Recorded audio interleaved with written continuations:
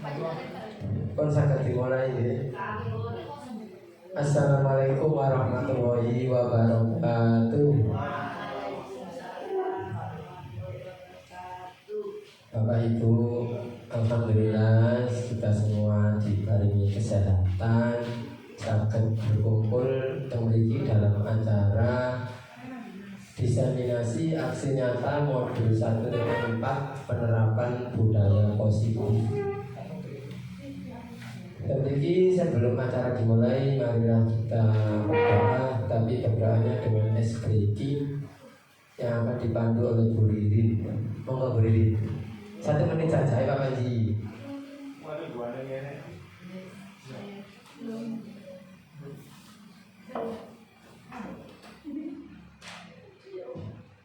Ingin mampir bahas penerapan budaya positif. Langsung berdoa Pak Panji, es briefing Pak Panji. Bapak Ibu jadi tukang ya kali lo mawon, cek relax.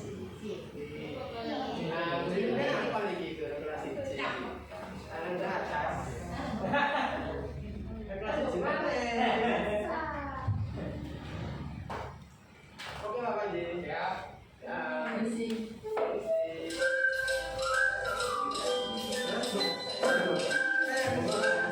Monggo dicerahkan Bu Ririn iki. Unik nggih.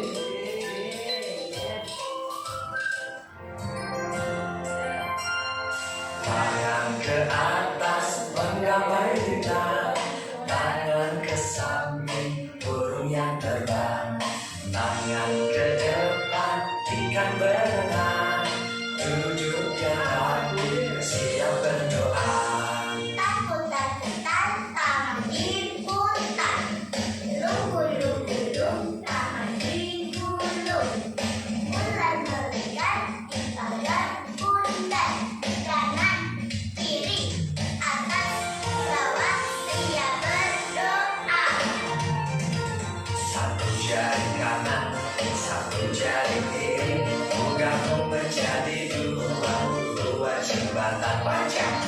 Jari kanan, 2 jari kiri, gantung menjadi 4, buat kamera cekek. 3 jari kanan, 3 jari kiri, gantung menjadi 6, buat menara tinggi.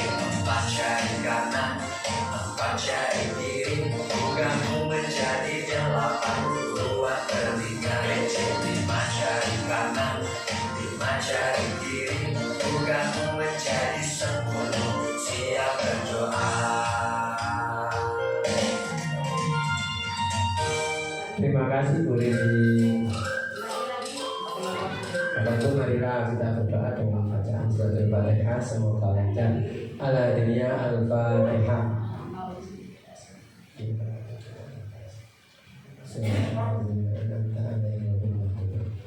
Lanjut Pak Panji. Bapak Ibu, ini ada tes kejelian mata kita. Nah, di sini ada 1 gambar kupu-kupu. Coba sinten yang jeli, saya beri waktu cuma 10 detik. 1. Nanti dapat pentol 2 suntuk ya. Ada kupu-kupu 1, siapa yang jeli? 1, 2, 3, 4, 5, 6, 7. Di atas 8, 9, 10. Lanjut apa Ji? Nah ini.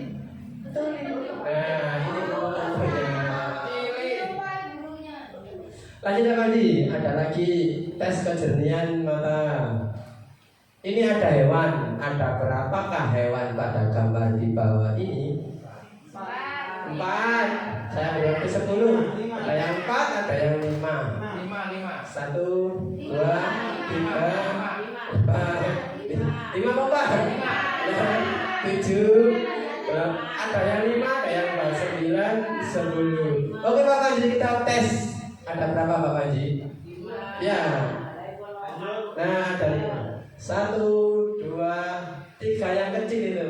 4 sama kura-kura. Terima kasih Bapak Ibu. Apa? Ada 5. Memang ada 5. Nah ini gue teman cili nih, nyeleret. Lanjut Pak Panji.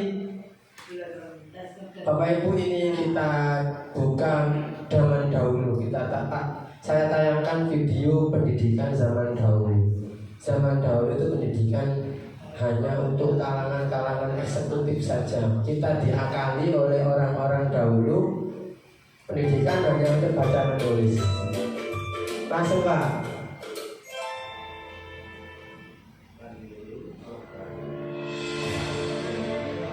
Salam dan bahagia Bapak Ibu calon guru penggerak.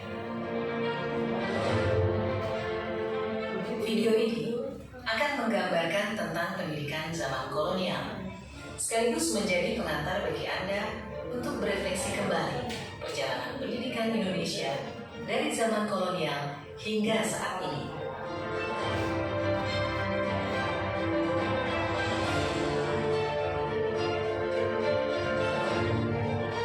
Tahukah Anda, pada tahun 1854, beberapa bupati menginisiasi pendirian sekolah-sekolah kabupaten, tetapi hanya untuk mendidik calon-calon pegawai. Hanya pegawai yang boleh sekolah. Kemudian tahun yang sama, lahirlah sekolah-sekolah Bumi Putra yang hanya mempunyai 3 kelas. Rakyat hanya diberikan pengajaran membaca, menulis, dan berhitung seperlunya, dan hanya mendidik orang-orang pembantu dalam mendukung usaha dagang mereka.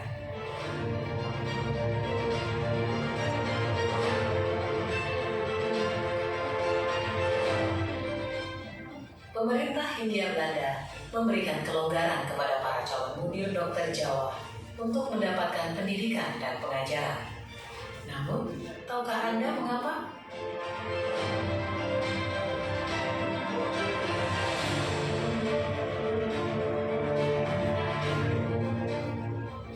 Pada tahun 1920, lahirlah cita-cita baru yang mengimpikan perubahan radikal dalam pendidikan dan pengajaran.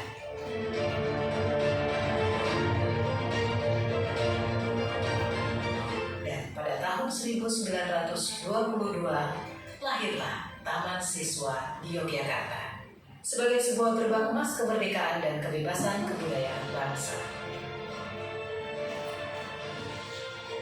Taman Siswa ada sebagai jiwa rakyat untuk merdeka dan bebas.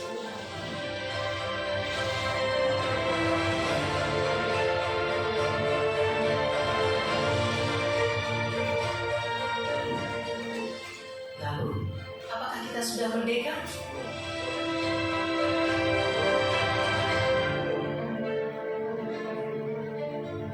Video ini adalah pengantar menuju video kedua, Filosofi Pendidikan Ki Hajar Dewantara. Salam dan bahagia. Lanjut Pak Panji. Bapak Ibu, di atas itu adalah potret pendidikan zaman dahulu, yang ini di mana kita itu para pribumi sekolah hanya untuk kepentingan para penjajah. Jadi kita bisa, yang penting diajari menulis, menghitung, nanti kalau bisa direkrut oleh pemerintah Hindia Belanda.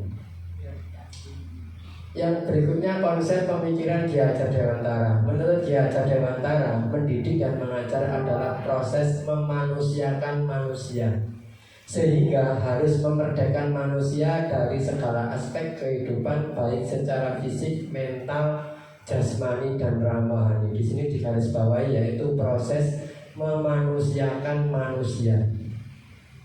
Apa itu merdeka belajar?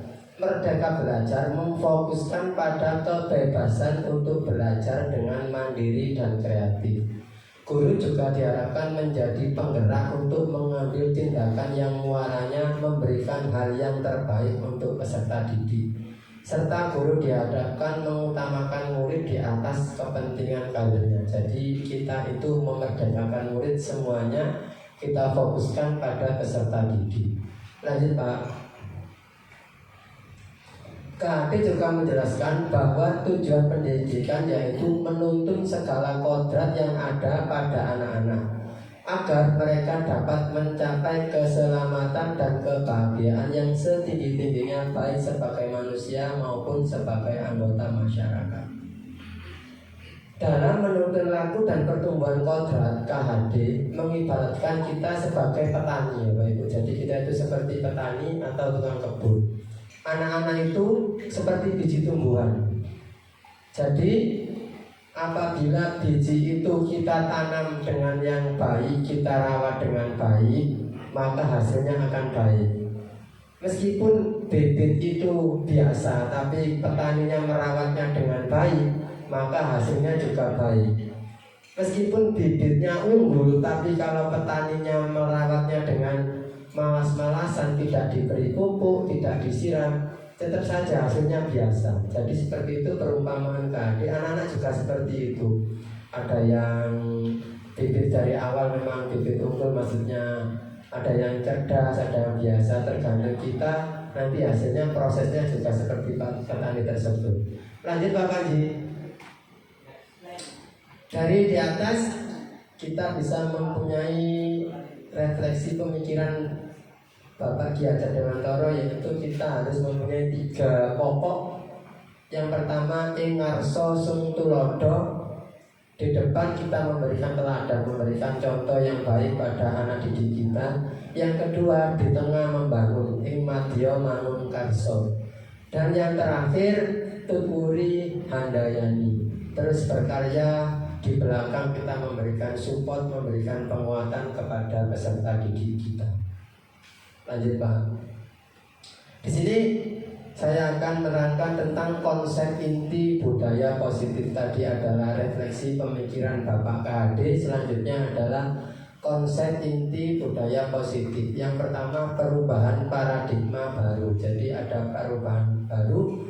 Di sini nanti saya dioncei satu persatu Bapak Ibu, dikupas satu persatu. Lanjut Pak Panji, kita kupas yang perubahan paradigma baru. Pembelajaran dengan paradigma baru yaitu pembelajaran yang dirancangkan dengan prinsip berdiferensiasi sehingga peserta didik belajar sesuai kebutuhannya berdasarkan tahap perkembangan sesuai teori psikologi modern untuk mewajarkan profil pelajar Pancasila, yaitu diantaranya berkepentingan global, bergotong royong, kreatif, bernalar kritis, mandiri, dan beriman dan bertakwa. Bapak Ibu, di sini ada miskonsepsi kita sebagai guru, ada beberapa kontrol kita sebagai guru. Yang pertama, ilusi guru mengontrol murid, bahwa semua murid kita yang mengatur. Itu adalah ilusi yang salah Bapak Ibu. Dari saya pelajari kemarin, ilusi guru mengontrol di situ kita itu ibaratnya dalang, murid ibarat wayang, semua tergantung kita, tapi itu salah. Ilusi bahwa semua penguatan positif, efektif, dan bermanfaat. Yang kedua, ilusi bahwa kritik dan membuat rasa bersalah mampu menguatkan karakter. Itu juga salah Bapak Ibu. Nanti ini dikupas, ada 5 posisi guru, nanti kita terangkan. Yang ketiga adalah ilusi bahwa orang dewasa berhak memaksa. Jadi kita itu tidak bisa memaksa, intinya memerdekakan murid. Tapi juga nanti ada posisi kontrolnya. Lanjut Pak. Di sini kita merubah paradigma stimulus respon teori kontrol kita terhadap anak. Yang pertama, realitas kebutuhan kita sama, tetapi yang benar realitas itu berbeda-beda masing anak itu.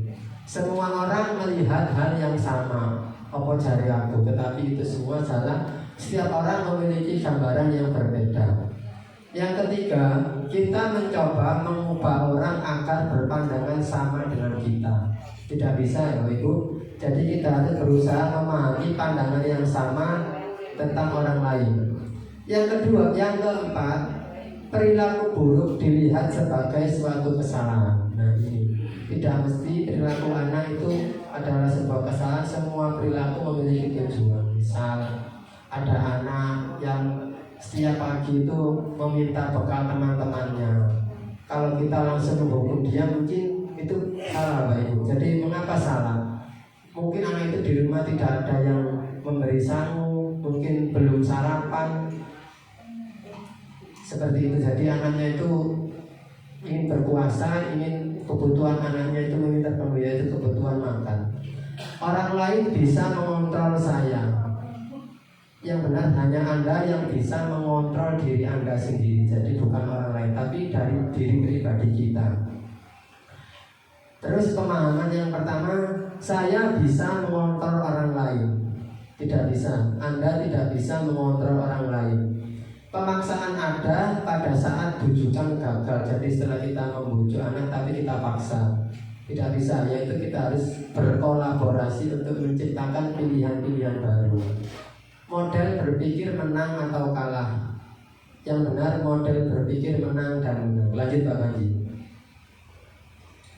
Nilai-nilai kebajikan, nilai-nilai yang disepakati bersama, lepas dari suku, bangsa, agama maupun latar belakangnya. Contoh nilai kebajikan yaitu yang pertama profil pelajar Pancasila. Ya seperti yang saya sebutkan tadi. Yang kedua primary year program, program toleransi, rasa hormat, integritas, mandiri, menghargai, empati, kreativitas dan lain-lain. Yang terakhir 9 pilar karakter Indonesia. Yang pertama cinta Tuhan dan segenap ciptaannya, kemandirian dan tanggung jawab, kejujuran, diplomatis, hormat, dan santun dermawan, suka menolong, gotong royong, percaya diri, kreatif, pekerja keras, kepemimpinan dan keadilan baik, dan rendah hati, toleransi, kedamaian, dan kesatuan. Itu 9 pilar karakter bangsa. Lanjut Pak. Apa itu di sini ada pertanyaan pemantik. Ibu Ambar adalah guru wali kelas 2A di SDN Kerita Hati. Ibu Ambar bingung menghadapi ada salah satu muridnya yang bernama Doni. Jadi Doni ini anak kelas 2A telah datang padanya dan mengeluhkan. Beberapa teman Doni itu datang pada Bu Ambar. Mereka mengeluhkan Doni ini sering merebut bekal makan siang teman-temannya dengan paksa. Jika kita seperti Bu Ambar, apa yang akan kita lakukan Bapak Ibu? Nah, monggo kelas 2A Pak Yono. Ada anak senengannya makan bekal.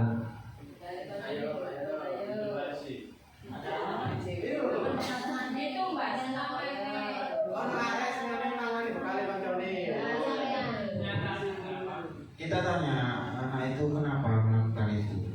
Kalau anak itu melakukan itu karena ingin mengganggu temannya, kita nasihati dia. Kalau anak itu melakukan itu karena ingin diperhatikan, nah, kita mungkin cari cara supaya gimana dia bisa berhenti atau tidak melakukan itu lagi. Tepuk tangan untuk Pak Yono. Betul Pak Haji. Lanjut lagi. Betul Pak Haji, menurut Pak Yono. Jadi kita tidak harus langsung menghukumnya. Kita tanya dulu. Anak itu kenapa kok merebut? Barangkali anak itu kebutuhan di rumah tidak terpenuhi. Seperti murid saya itu ada Bapak Ibu. Setiap hari telat, rambutnya kumus-kumus saya. Itu namanya Alif. Pak Kita. Ternyata setelah saya selidiki Bapak Ibu, saya WA, masnya saya datang ke sekolah, ternyata bapak ibunya kemalan jualan panggang. Ternyata masnya itu Joko. Jadi Joko itu maksudnya si Joko gak ngereken anaknya, jadi sering karipan, gak sarapan, rambutnya kumus-kumus. Ya kita setiap hari kita gitu aja, kita beri support terus, kita pelan-pelan. Kalau kita langsung kita luluh, tidak bisa Bapak Ibu. Karena ternyata seperti itu, seperti kata Pak Yono, kalau langsung kita hukum, tidak bisa Bapak Ibu. Nanti anaknya mungkin bisa terjadi dendam atau sebagainya. Jadi itu namanya kita memakai teori segitiga restitusi. Jadi kita tanya dulu baik-baik apa permasalahannya, lalu kita beri solusi. Seperti itu Bapak Ibu. Lanjut Pak Haji. Nah ini tadi jawaban Pak Yono seperti itu. Jadi kita tanya dulu apa tujuannya itu. Apa karena memang lapar, apa ingin menggoda. Jadi lalu baru kita beri solusi. Lanjut. Bapak Ibu membahas tadi itu berhubungan dengan kebutuhan dasar manusia. anak-anak. Yang pertama adalah kebutuhan fisiologis bertahan hidup, makan, rumah, reproduksi, itu kebutuhan yang pertama. Yang kedua kebutuhan penguasaan. Jadi anak itu ingin di kelas itu ingin dihargai. Mungkin di rumahnya itu sering dimarahi ibunya, merasa apa, jadi mereka di sekolah jadi merasa berkuasa, ingin dihargai seperti itu. Yang ketiga kesenangan. Jadi anak itu hanya kebutuhannya yang senang-senang bermain, bergurau seperti itu. Yang keempat kasih sayang. Ada juga seperti tadi, mungkin di rumah tidak direspon sama ibunya sibuk kerja, ayah ibunya ke pasar sampai malam, datangnya jam 10 pagi, jadi nggak ada yang ngeramut, nggak ada yang nyepak no PR. Jadi kita tidak harus langsung menjustisnya, menghukumnya seperti itu. Yang kelima kebebasan. Jadi ada anak itu ingin kebebasan dari pilihannya. Lanjut Pak Panji. Bapak Ibu, dari di atas dirangkum semua orang berusaha untuk memenuhi kebutuhannya dengan berbagai cara. Bila mereka tidak bisa mendapatkan kebutuhannya dengan yang positif, mereka akan mendapatkan dengan yang negatif. Bila di rumah tidak dapat positif, dilampiaskan negatif. Seorang murid tidak berhasil secara akademik, mungkin kebutuhan akan kekuasaan tidak terpenuhi di sekolah. Oleh karena itu, mungkin dia mencoba memenuhi kebutuhan kekuasaannya dengan mencoba mengatur teman-temannya atau bahkan menyakiti mereka. Sebagai guru, kita dapat melibatkannya dalam kegiatan yang memberi peluang murid tersebut membuat pencapaian yang berarti. Misal, ada anak yang berkuasa, kita jadikan ketua kelas, kita jadikan sebagai contoh. Kamu tidak boleh istirahat, kamu di sini harus mengawasi teman-teman kamu bila ada yang bertengkar. Seperti itu. Seorang yang tidak merasa diterima oleh teman-temannya, kebutuhan akan cinta dan kasih sayang tidak terpenuhi. Oleh karena itu dia mungkin memiliki satu teman dan memisahkan. Biasanya ini anak yang pendiam Bapak Ibu. Sebagai guru kita bisa membangun hubungan, bisa membangun kepercayaan dan keintiman dengan anak. Lanjut Pak. Ada soal lagi. Bimo adalah seorang anak TKB. Dia selalu berlari keluar kelas menuju jalan raya di depan sekolahnya yang ramai dengan kendaraan. Tingkahnya membuat bu guru bingung, seringkali mengejarnya. Ada beberapa kemungkinan jawaban yang diberikan Bimo. Aku senang main kejar-kejaran dengan ibu guru. Seru. Jadi ini ada 4 pilihan: kesenangan, kebebasan, atau penguasaan Bapak Ibu. Pak Yono? Penguasaan. Pak Tris? Maksud saya ini kebutuhan anak ini apa? Bukan gurunya. Kebutuhan anak ini kebutuhan apa anak ini? Kesenangan. Pak Tris apa Pak Tris? 1 Pak Yono, maksimal 1. Kesenangan. Pak Tris? Betul Bapak Ibu, ini adalah kebutuhan kesenangan dari seorang Bimo. Yang kedua, Dinda adalah seorang anak kelas 3. Begitu tiba di rumah, Dinda menangis dan mengadu pada ibunya bahwa dia benci pada tak ganti bukan Burani ya, ini dari pusat Burani ya, pada Ibu Yolanda gurunya. Menurut Anda kebutuhan apa yang dipenuhi oleh Dinda? Jika jawabannya Dinda seperti ini: Bu, aku bosen, masa belajar ngono-ngono tok, dengerin bu guru aja. Nah, ini kebutuhan apa ini? Pak Tris, Pak Yono? Kebebasan. Betul Pak Yono, 150 itu Pak Yono. Lanjut lagi. Ya. Motivasi perilaku manusia Bapak Ibu, ini motivasi kita sendiri. Saya sendiri yang mengalami ini. Ada yang pertama untuk menghindari ketidaknyamanan atau hukum. Jadi motivasi kita tidak telat itu yang pertama, untuk menghindari ketidaknyamanan. Motivasi kita, saya sendiri bukan dengan ini. Yang kedua untuk mendapatkan imbalan atau penghargaan. Yang ketiga untuk menjadi orang yang mereka inginkan dan menghargai diri sendiri dengan nilai-nilai yang mereka percaya. Ini berat. Yang saya mungkin hanya bisa yang pertama ini, motivasinya. Lanjut lagi. Konsep disiplin dengan identitas dakwah. Ini pembahasan kita dulu. hukum. Yang pertama, hukum itu menyakitkan. Jadi kita menghukum itu menyakitkan ke anak. Yang kedua, membuat mereka takut dan memaksa. Yang ketiga, murid menyembunyikan kesalahan dan menjadi rendah diri. Penghargaan tidak efektif, merusak hubungan, mematikan kreativitas, menghukum dengan sistem ranking, merampas hak menghargai dirinya. Lanjut Pak Panji. Konsep disiplin dengan identitas. Konsekuensi penguatan jangka pendek, perlu monitoring, stimulus, murid menghormati peraturan, kehilangan waktu untuk memenuhi kesalahan. Restitusi, seperti murid bertanggung jawab, fokus pada pemecahan masalah, murid menghormati, teori kontrol, murid bersemangat. Bapak Ibu di sini konsekuensi maksudnya gimana? Jadi kita bersama-sama dengan murid membuat kesepakatan. Misal, anak-anak kita sepakat apa hari ini? Mencontek dirampas. Setuju apa tidak? Setuju. Buang sampah denda 500. Kita tulis bersama-sama Bapak Ibu, terus tanda tangan dengan anak-anak. Nah setelah itu ada yang melanggar, kita bacakan konsekuensinya, kita tunjukkan. Ini konsekuensi kamu. Jadi kamu harus siap menerima apa yang kamu tadi.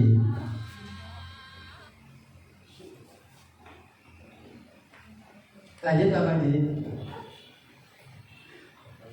Konsep disiplin, pendekatan restitusi, sebuah cara menanamkan disiplin positif pada murid.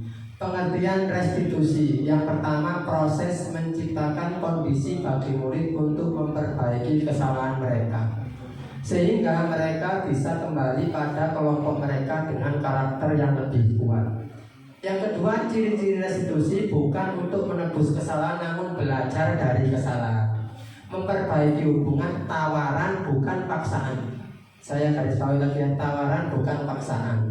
Restitusi mencari kebutuhan dasar yang mendasari tindakan. Restitusi adalah cara yang paling baik, fokus pada karakter bukan tindakan. Restitusi fokus pada solusi. Bapak Ibu di sini saya pernah punya contoh kemarin waktu Bu Farida menjadi KS saat pramuka, ada masalah ya, kolis dengan pras itu menjebol lawang Bapak Ibu. Saya tahu sendiri Bu Farida mempraktekkan ini. Jadi kolis menjebol lawang kelas 6B. Jadi kolis sama pras di sini di sidang. Terus Bu Farida tanya baik-baik, kolis kamu tahu akibatnya apa ini? Mereka menjawab dengan ini. Terus kamu tahu apa konsekuensinya? Jadi kolis sama pras itu dengan kesadaran sendiri Bu, urunan. Jadi bukan dipaksa langsung dihukum kamu harus memberi, tidak. Tapi kolis dengan pras dengan tanggung jawabnya langsung urunan. Bahkan itu nyelenya, saya tahu itu nyelenya. Waktu pramuka kan jebol lawang nabi itu nyelenya kolis sama pras itu. Itulah contoh dari penerapan restitusi. Jadi tidak harus langsung menjustis, kamu harus keliling lapangan 20 kali. Tidak seperti itu. Tadi ditanya baik-baik, kita berikan solusi. Lanjut Pak Kandi. Perbedaan hukuman konsekuensi dengan restitusi. Di sini ada kasus siswa tidak memakai atribut, misal tidak memakai kaos kaki ya. Yang pertama, hukuman itu guru menghukum hormat bendera selama 15 menit. Guru konsekuensi memberikan konsekuensi pulang ke rumah, dikasih waktu untuk mengambil kaos kaki. Yang ketiga, guru menanyakan keyakinan kelas dan membantu siswa menyelesaikan masalahnya. Yang kedua, melakukan push up 20 kali. Guru marah dan murid ketakutan. Konsekuensi, guru tegas dan siswa menghormati peraturan yang disepakati bersama. Guru terbuka dan siswa menghormati dirinya. Jadi tidak harus langsung kita suruh, tapi kita tanya. Tadi Mas Dika juga seperti itu. Adapun saya sendiri, saya nggak berani ke murid yang lain. Kenji itu sering tak bawa kaos kaki. Saya tanya, punya kaos kaki di rumah? Punya. Saya suruh pulang Bapak Ibu. Jadi tidak, saya suruh pulang aja, saya suruh ambil. Seperti itu. Mungkin ditanya ibunya nanti tidak tahu. Pokoknya saya suruh pulang, saya suruh ambil lagi, seperti itu. Lanjut Pak Panji. Bapak Ibu, ini mungkin ada video contoh kita bisa membuat renungan seperti buat kita sendiri. Ayo Pak, agak panjang sama leye-leye sambil diminum es campurnya Bapak Ibu ini. Salam bahagia Ibu dan Bapak guru hebat. Dalam penerapan disiplin positif restitusi, salah satu program yang dikembangkan adalah 5 posisi kontrol. 5 posisi kontrol dalam restitusi adalah proses perjalanan seorang pendidik agar dapat mengenali dirinya.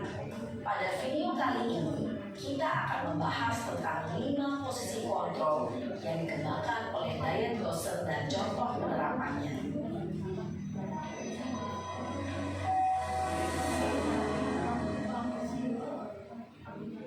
5 posisi kontrol itu adalah 1. Posisi penghukum, 2.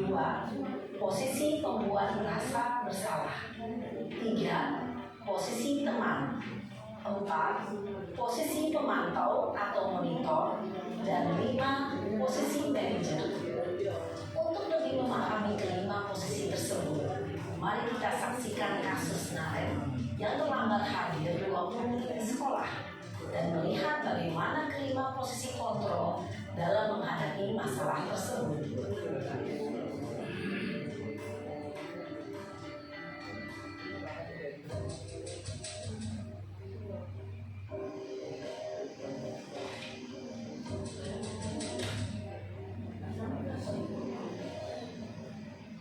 Ini penghukum Bapak Ibu.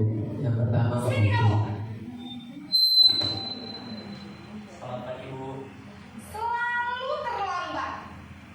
Kamu deh, pasti terlambat. Maaf Bu, saya Apa? Apa coba? Alasan kamu apa lagi? Kapan sih kamu tidak terlambat? Malas sekali ya kamu jadi anak. saya Dasar pemalas. Gak kapok-kapok sih kamu. Sudah berapa kali terlambat? Sana, kamu keliling lapangan basket 2 kali. kenapa saya harus keliling lapangan basket Bu? Kenapa? Kamu melawan ibu. Berani-beraninya jawab. Sudah terlambat, masih berani jawab enggak? Sekarang, keliling lapangan basket 5 kali sekalian. Biar kapok. Cepat. Pergi sana ke lapangan basket. Posisi penghukum biasanya berbicara dengan nada tinggi, menghardik, menunjuk-nunjuk, menyakiti, dan menyindir. Hukuman bisa berupa fisik maupun psikis. Ibu dan bapak guru hebat. Dampak yang terjadi pada murid ketika guru berada pada posisi penghukum adalah murid cenderung akan memberontak, bahkan menyimpan dendam.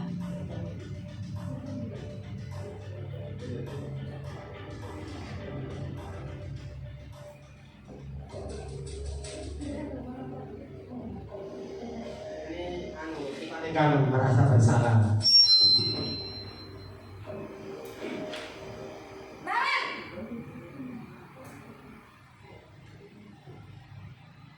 Selamat pagi Bu. Naren. Kamu kenapa terlambat lagi, nak? Ya Tuhan, Naren. Kamu senang ya bikin ibu susah ya? Kalau kamu terlambat lagi, nanti ibu yang ditegur bapak kepala sekolah, nak. Disangka ibu tidak bisa membina kamu. Duh, gimana ini? Maaf Bu, Duh, Gusti Naren. Kamu suka ya kalau ibu ditegur bapak kepala sekolah? Terus, sekarang ibu harus tulis apa ini di buku absen? Ini kamu sudah sering terlambat loh. Ibu harus apa coba? maaf Bu, maaf sekali.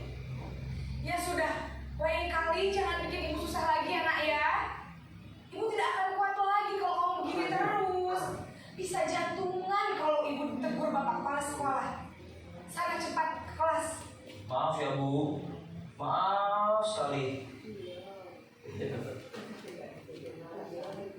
Posisi pembuat rasa bersalah berbicara dengan nada tenang, cenderung lembut. Namun kata-kata yang diutarakan membuat murid merasa menjadi orang yang gagal, memandang buruk dirinya sendiri, merasa tidak berharga, dan tidak sanggup membahagiakan orang lain.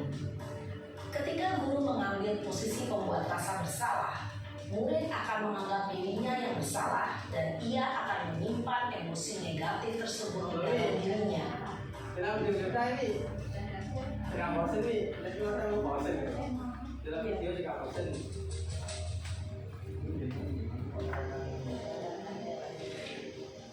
Ini video kita. Naren!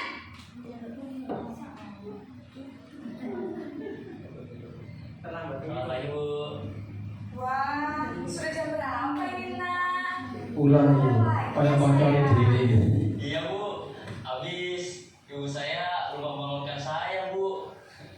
Kamu malah menyalahkan ibu kamu. Kamu bukannya anak yang larinya paling kencang. Kok terlambat sih? Iya Bu, saya memang terlambat bangun tadi. Jadi biarpun saya lari kencang, tetap gak kekejar Bu. Ya sudah sana, nanti lain kali larinya lebih kencang lagi ya. Biar gak terlambat lagi. Bikin seneng ibu, demi ibu. Bisa kan? Bisa lah Bu. Ya sudah sana masuk kelas. Ibu beresin urusan absen kamu. Kamu ini ada saja. Dalam posisi teman, guru berbicara dengan nada suara ramah, akrab, cenderung bersenda gurau untuk menjaga suasana tetap santai. Murid akan merasa senang, aman, dan akrab dengan guru. Identitas yang tercipta adalah identitas sukses atau berhasil. Namun, perlu diingat, karena ini masih dorongan eksternal, maka ada faktor ketergantungan dari murid kepada orang tertentu. Di sini, guru absennya, sehingga di lain waktu, murid bisa berperilaku baik, namun hanya kepada orang-orang tertentu saja. Boleh jangan akan murid deh, kayak murid mana ikan nggak ditunggu, murid sekarang ini jadi teman ini.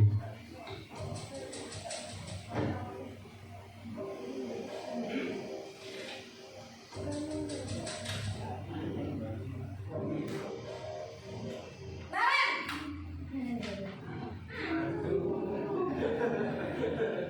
Selamat pagi Bu. Naren, apa peraturan sekolah kita tentang jam berapa kita harus masuk sekolah, Nak? Kita harus di sekolah jam 7 Bu. Iya betul, sekarang sudah jam 7.20. Naren sudah tahu konsekuensinya jika terlambat hadir. Paham Bu, saya harus tinggal kelas pas jam istirahat selama 20 menit. Iya benar, konsekuensinya demikian. Jadi nanti jam 9.30 pas istirahat, kamu harus tinggal di kelas, kerjakan tugas tambahan untuk ketertinggalan kamu, ya? Baik Bu.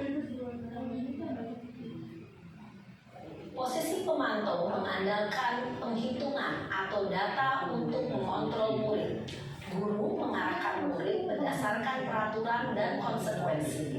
Seorang pemantau menunjukkan bahasa tubuh dan ekspresi wajah yang datar dan cenderung formal.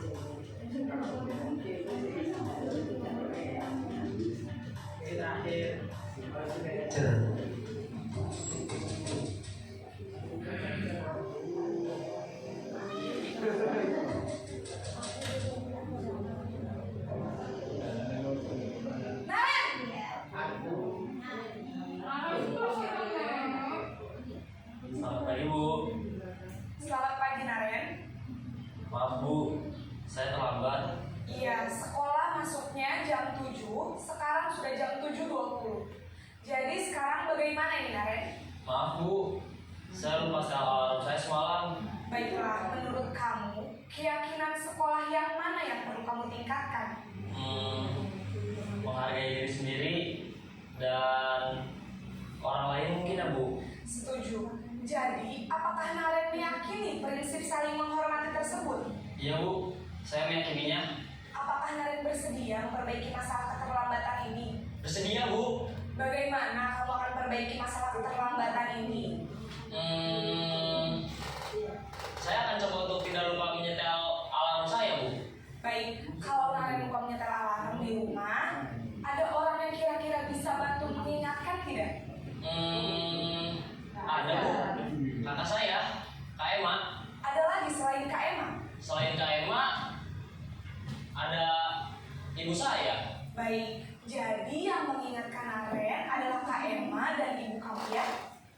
Kira-kira akan akan mulai setel alarm kapan nih, Naren? Setelah pulang sekolah, akan segera saya lakukan. Baik, jadi Naren akan setel alarm untuk bangun besok pagi dan akan diingatkan oleh kakak dan ibunda Naren ya. Ada lagi yang mungkin perlu dilakukan, Naren? Agar tidak terlambat bangun lagi. Tidak ada, Bu. Baik, Naren. Terima kasih untuk kerjasama kamu.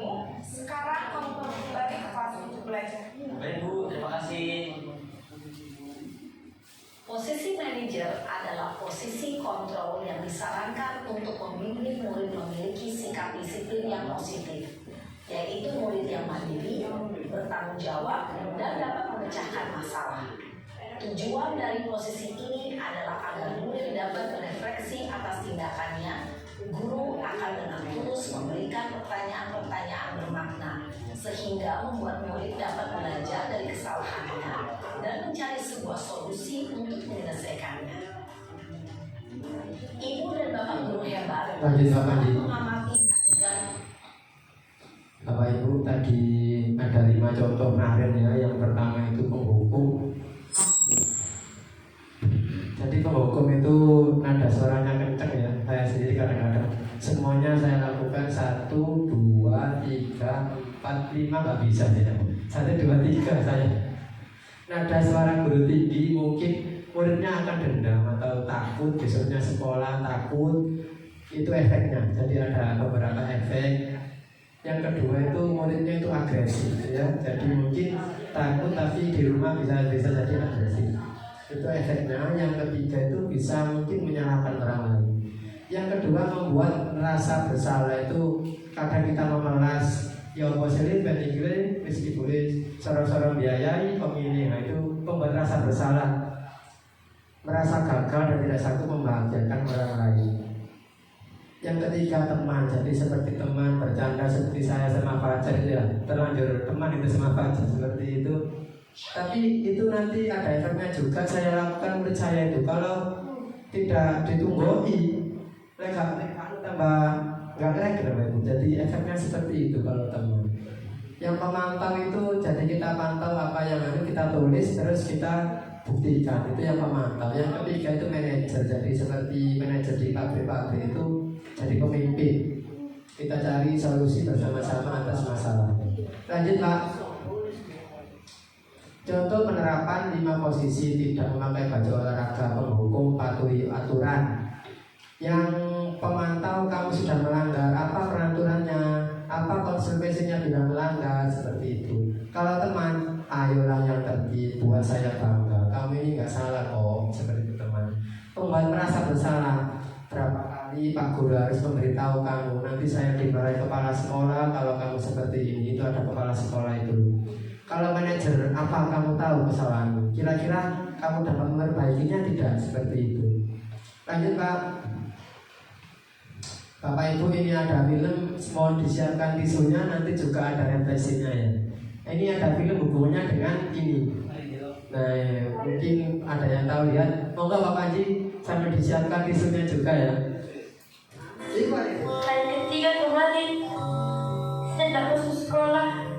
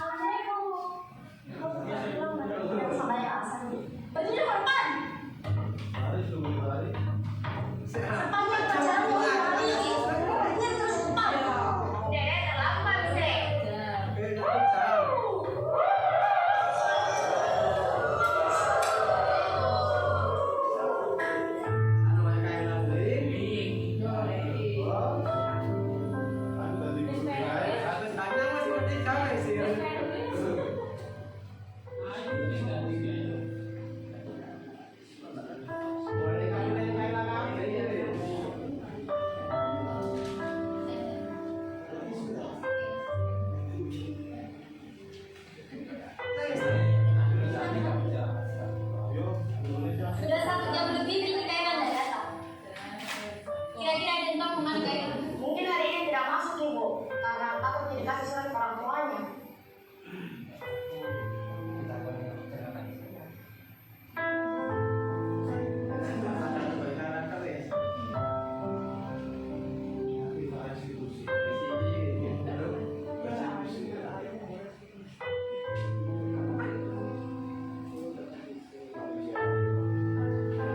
Pagi anak-anak.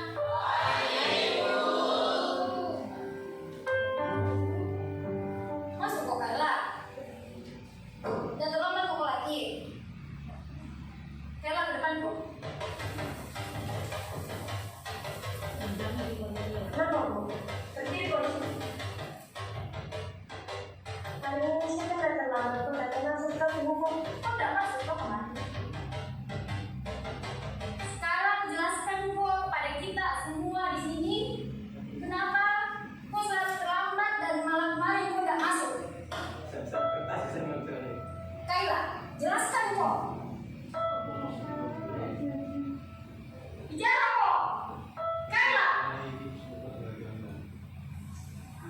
Maafkan nggak teman-teman? Karena gara-gara saya kalian semua nggak belajar.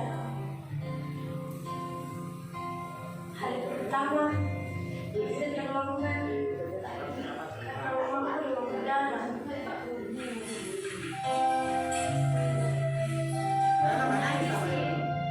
Tante sudah antar ke rumah sakit sebelum sekolah.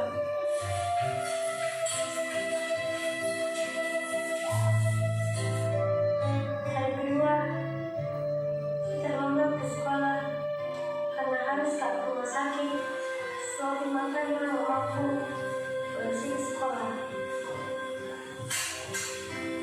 Hari ketiga kemarin saya tak masuk sekolah.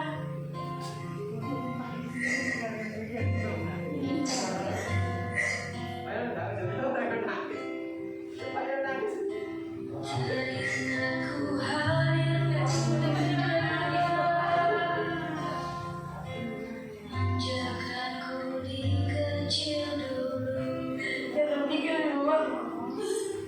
Apakah tergetar hatimu di sini anakku terjatuh? Tak ada tempatku menadu, tangisku dalam sendiriku. Walaupun bapakku selalu menjadi singa, tidak bakal tak masuk sekolah hari ini. Saya kira kalian semua mulai panik kak. Lepaskan Mak, lempar nih, cepat, lempar. Saya kira kita menunggu kak, hukum Mak.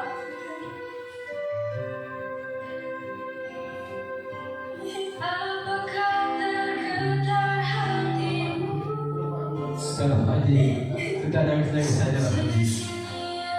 Lanjut Pak Haji. Bapak Ibu, ini ada pertanyaan dari video tadi. Ini dipancing dari ini ada sebuah pertanyaan. Lanjut. Nah, perasaan Bapak Ibu dari di atas, apa perasaan Bapak Ibu? Menurut Bapak Ibu, apa yang dilakukan guru tersebut? Pak. Perasaan ke Guru. Perasaan jenengan dengan gurunya. ini masih sulit untuk bicara. Masih tersanggup. Yang dilakukan guru tersebut gimana Pak? Iya, kurang bersimpatik. Nah, ini tidak seharusnya seperti itu.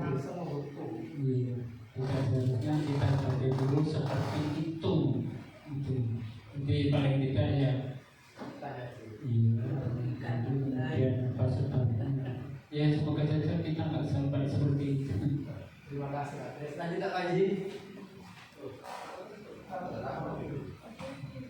Nah, berarti guru tersebut menerapkan posisi kontrol yang mana? Pak Giri, yang mana Pak Giri kontrolnya berarti? Guru tersebut hukuman. Menurut Bapak Ibu, apa yang seharusnya guru tersebut lakukan untuk memperbaiki posisi kontrol tersebut? Seharusnya apa Bu Ririn?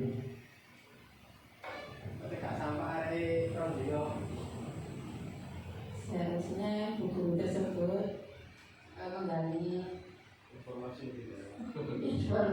lebih akurat. Salah satunya adalah jalur fisik lebih mengenal pribadi anak dan posisinya gimana. Lanjut Bapak Haji. Bapak Ibu dari tersebut itu sebenarnya gurunya itu yang pertama itu peraturannya. Jadi peraturannya itu seperti itu, seharusnya tanya dulu, restitusinya tanya dulu, mengapa Kaila kamu kok terlambat, tidak langsung sudah duduk sana. Jadi tambah memancing amarah temannya karena menunggu Kaila. Jadi peraturannya dirubah, terus ditanya mengapa kamu terlambat Kaila. Karena ini film ya, jadi buat pelajaran aja Bapak Ibu ya. Jadi itu karena kurangnya peraturannya terlalu, dia menerapkan posisi yang pertama juga, tidak menerapkan restitusi. Keyakinan kelas. Mengapa keyakinan kelas? Mengapa tidak peraturan kelas saja? Mengapa kita tidak memiliki peraturan tentang penggunaan sepatu hitam di sekolah? Mengapa kita memiliki peraturan tentang penggunaan masker dan mencuci tangan? Ini mengapa keyakinan kelas? Lanjut Pak Panji. Bagaimana pembentukan keyakinan kelas lebih abstrak daripada peraturan bebas, tidak mengikat Bapak Ibu. Tulis apa saja bebas, yang penting positif.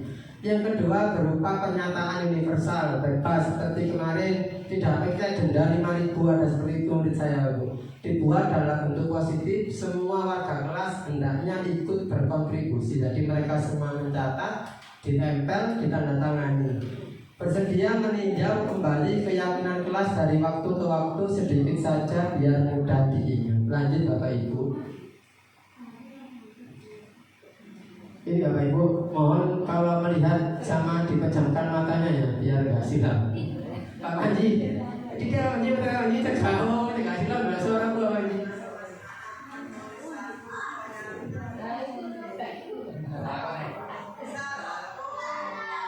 Ini saat kemarin pembentukan keyakinan kelas, saya suruh menulis, saya suruh mencatat, terus ada juga konsekuensi bila melanggar yang mereka tulis.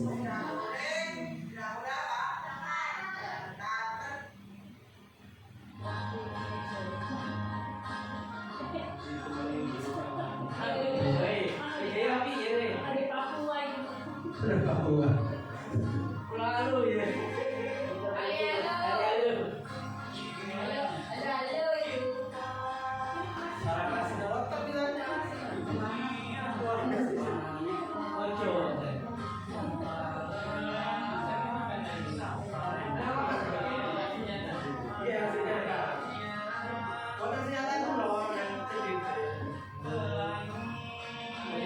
Ini keyakinan kelasnya ditulis, ada yang piket denda 2.000, ada yang berkata kotor, push up. Tulis saja, pokoknya masuk akal, tidak apa-apa.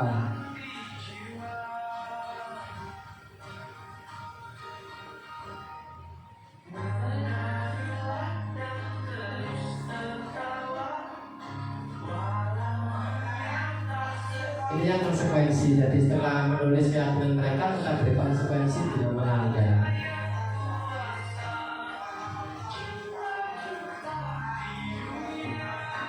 Sama apa itu ya?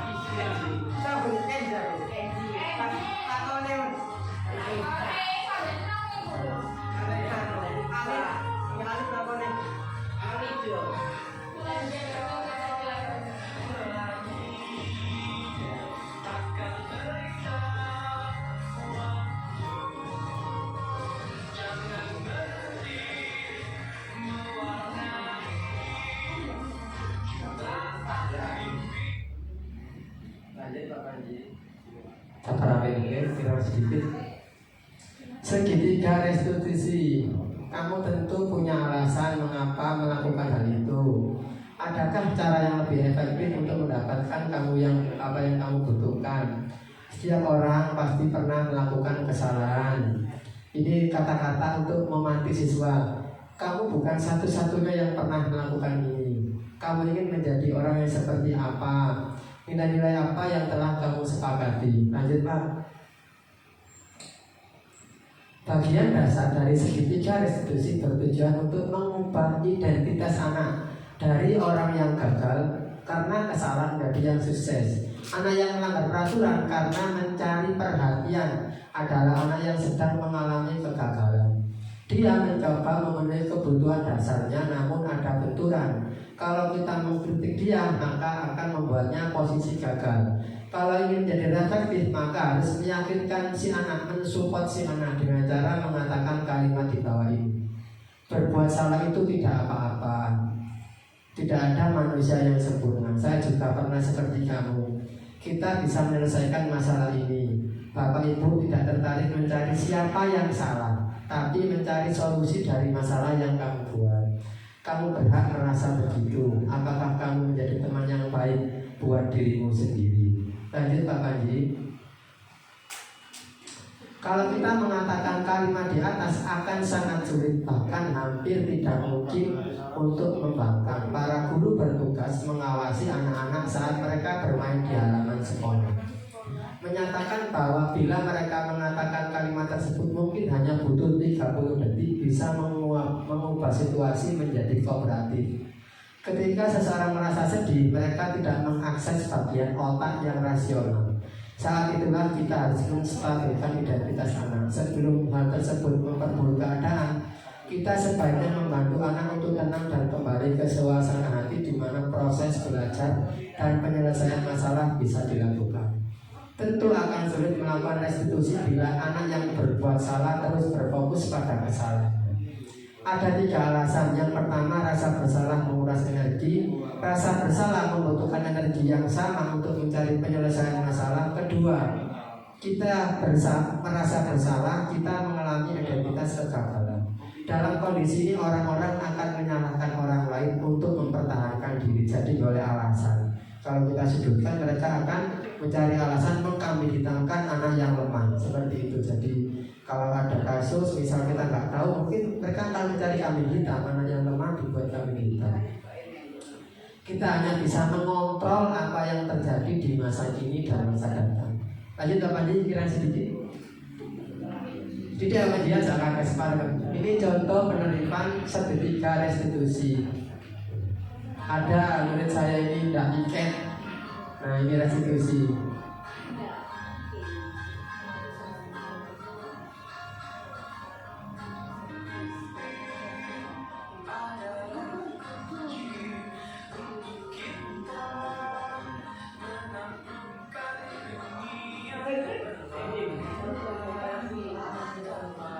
Ini Kevin tidak iket apa itu?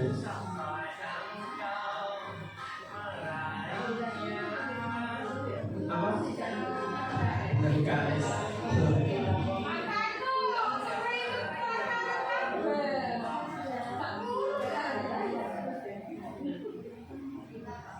Cepat nama Panji?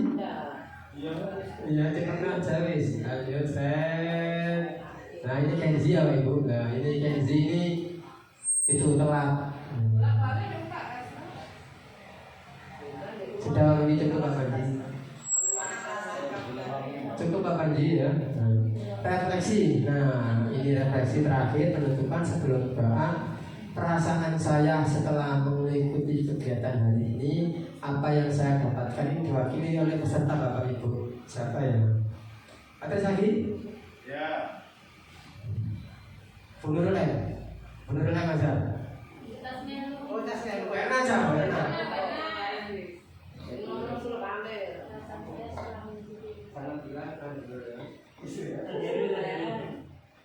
Perasaan saya sangat senang, banyak ilmu baru atau pengetahuan baru, dan yang sangat menarik ceritanya tadi itu sebagai pembelajaran kita sebagai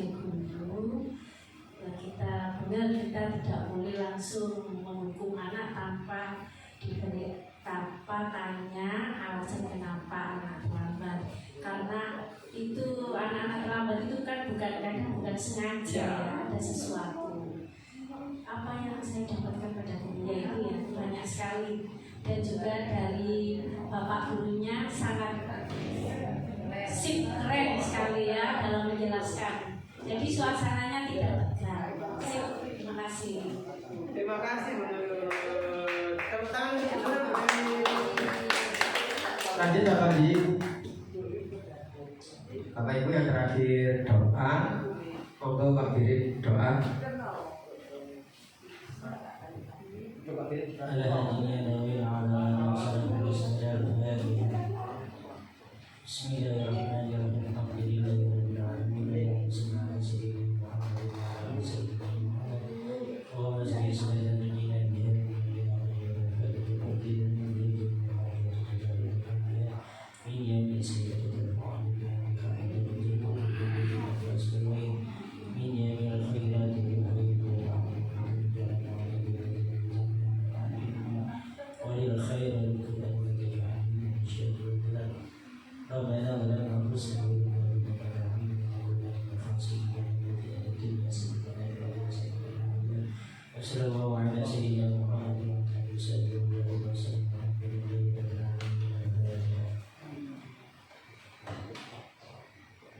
Bapak Ibu terima kasih sudah merepotkan waktunya 1 jam di sini. Terima kasih. Saya mohon maaf bila ada bertutur kata. Saya akhiri. Wassalamualaikum warahmatullahi wabarakatuh. Monggo sing buka Pak bisa diingatkan. Nggih. Berdiri.